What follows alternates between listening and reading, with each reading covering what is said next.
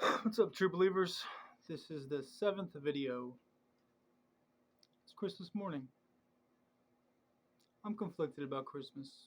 You know, pagan winter solstice, Jeremiah saying, cutting trees down, putting ornaments on them. It's pagans do.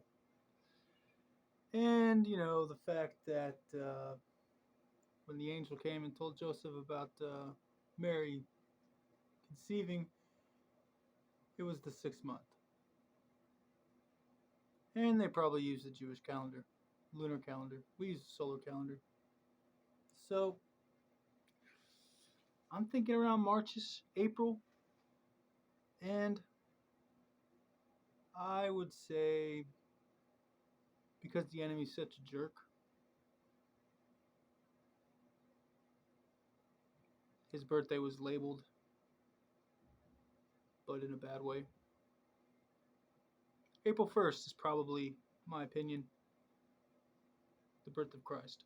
But I don't know. It's certainly not December 25th. It is an important date. It's the winter solstice.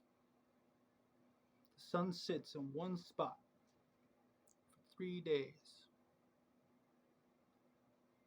Yeah. Knowing my pagan roots is very valuable. Anyways, Merry Christmas, guys. Let's celebrate the birth of Christ by talking about Christ. Matthew. Oh, I'm wearing pajamas my mama gave me. Yeah.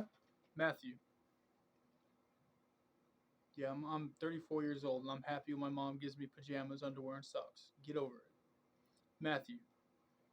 Chapter 5, verses 13, 14, and 15. Yeshua HaMashiach gives a metaphoric and poetic imagery concerning salt and light in relation to us as disciples of Christ. We are the flavor of life, and of this creation he made for us to enjoy. We are the light within the darkness that blinds so many. Don't let your unique flavor as a Christian be trampled underfoot, and do not hide the light of Christ that shines through you and out into the world. That's at least how I read Yeshua's poetic words. He is the greatest poet I've ever read. Like all rabbis, Yeshua is a skilled wordsmith. His words must be read carefully. No word or verse is hollow or idle. His words cause an emotional response in everyone, and everyone reveals what is in their heart by how they interpret his words. Sometimes straightforward, and other times his words are ambiguous and full of mystery. We're going to do our best to shed light on his ambiguous and mysterious words in this Bible study. Matthew 5:16. Yeshua commands us to let our light shine before others, that they may see our good works and glorify our Father in heaven. I'm taking your and putting our in there because, we're talking. Seems pretty self-explanatory to me. But still, let's peel this verse open and dive in. John, chapter 1, verses 1 through 5 can illuminate this for us. In the beginning was the Word, and the Word was with God, and Word was God.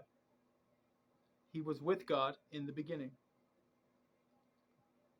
This is familiar to us. Yeshua HaMashiach was in the beginning because he is the Word, and he was with God. And he, Yeshua HaMashiach, is God. Through him all things were made. Without him nothing was made that has been made. In him was life, and that life was the light of all mankind. The light that shines in the darkness, and the darkness has not overcome it. Let's read Matt 5:16 again.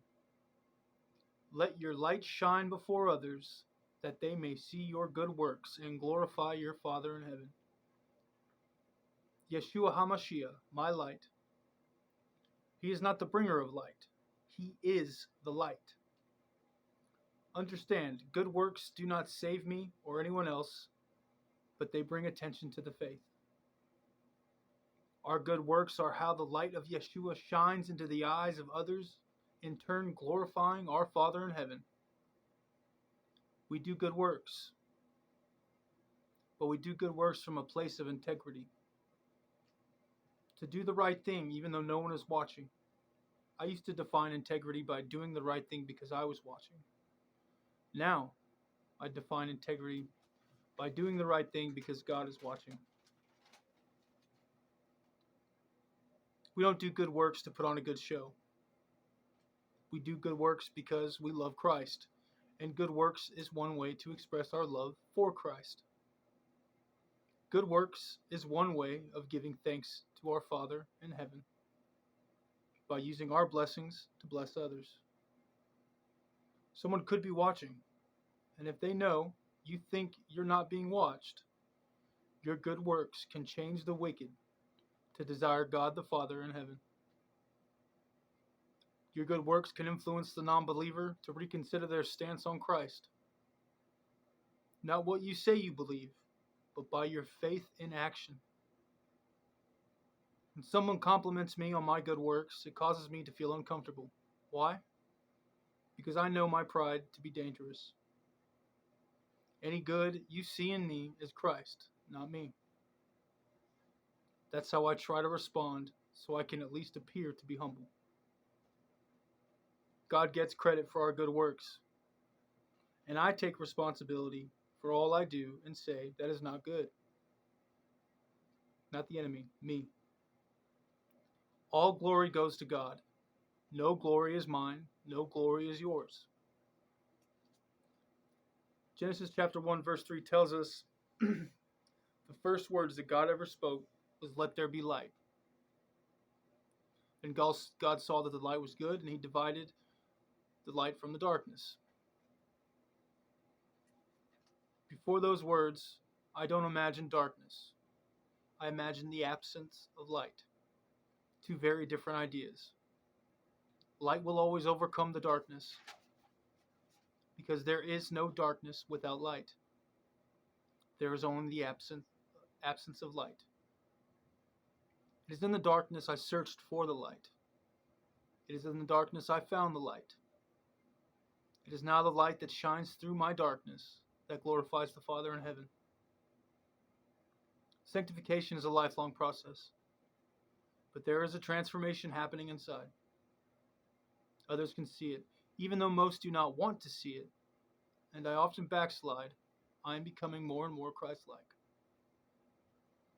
From a logical and philosophical perspective alone, for me, to devote myself to the teachings of Yeshua HaMashiach in the Gospels of Matthew, Mark, Luke, and John is the most effective way to have a positive difference in this world.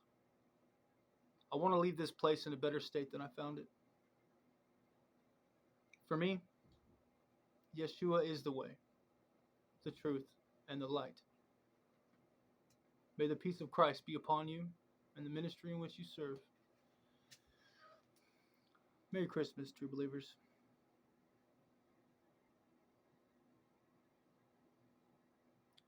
The birth of Christ isn't about what we get. It's about what we can give. To be honest with you, I'm not giving much to anybody. I was rude to my mother when she brought me these gifts.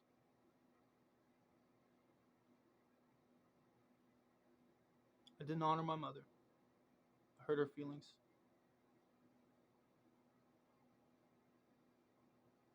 Regardless on how I justify it, it wasn't okay.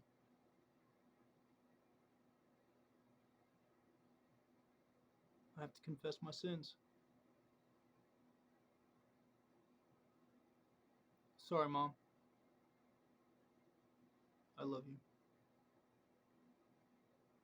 Till next time, true believers, God bless you.